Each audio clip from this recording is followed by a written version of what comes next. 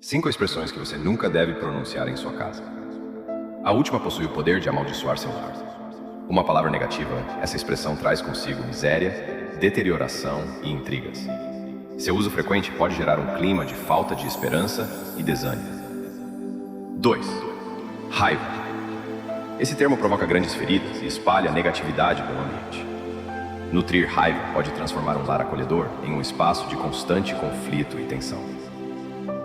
3. Calamidade.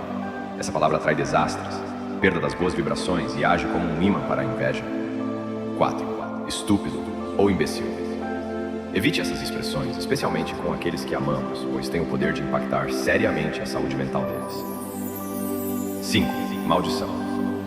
Essa expressão amaldiçoa seu lar com uma tristeza interminável. Se você deseja se distanciar dessas palavras em sua vida, deixe seu amém e compartilhe "Estou orando por sua família".